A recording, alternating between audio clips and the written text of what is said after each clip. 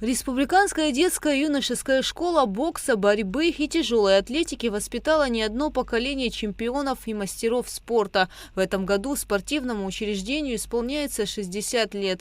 Его стены помнят долгие изнурительные тренировки и вкус побед. Школе уже давно требовался капитальный ремонт. В 2023 году с просьбой отремонтировать зал бокса в Министерство просвещения обратился директор учреждения Даур Лакоя. И просьба была услышана.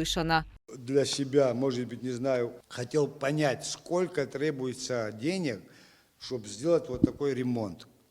И для себя вывел какую-то сумму, пригласил людей, пожалуйста, говорю, друзья помогли, составили смету и так далее.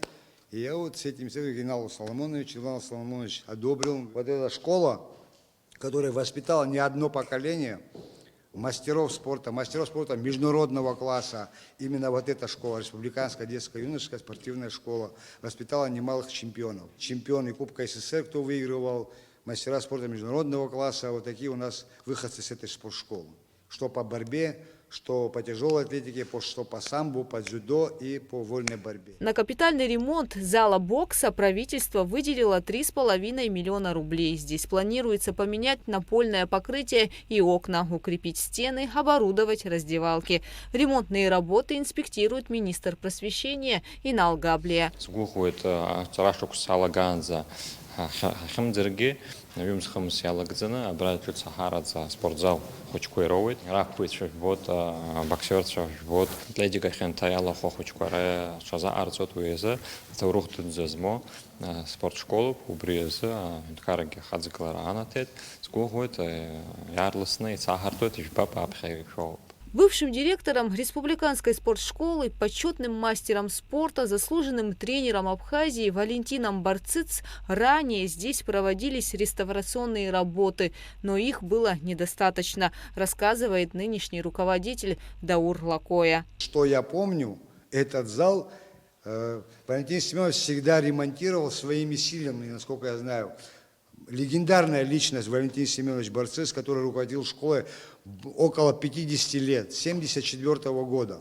Валентин Семенович был руководителем этой школы. И он вот в 2015 году ушел из жизни. Вот это все его старания, вот он на самом деле, насколько я помню, замена пола там, или такие косметические ремонты, он все делал своими силами. Для директора спортшколы Даура Лакоя это не просто спортивное учреждение, а целая жизнь, альма-матер. Ведь здесь он прошел путь от обычного спортсмена до мастера спорта. А сегодня он тренирует детей, переживает за каждого из них. Спортшкола состоит из 2 залов и находится прямо на 1-м этаже одного из старинных сухумских домов. Чтобы не мешать жителям, во время занятий здесь будет проведена звукоизоляция. Ремонтными работами занимается компания «Стройснаб-проект», которая тоже помогает, чем может. Ведь некоторые ее специалисты и сами являются выпускниками спортшколы. Если нужна физическая сила, они и еще там есть моменты, где они на самом деле помогают, где это деньги стоят, по большому счету. А так мы своими силами что-то сделали, демонтировали зал. Во 2-м зале планируется положить напольное покрытие. Кстати, спортшколе в этом поможет компания «Аквафон». Здесь будут заниматься боксом, тяжелой атлетикой, самбо, дзюдо. Срок окончания ремонта пока неизвестен, но ясно одно – появится полноценная оборудованная площадка для всех, кто желает заниматься профессиональным спортом. Гугу Савардания, Константин Парулова, Абхазское телевидение.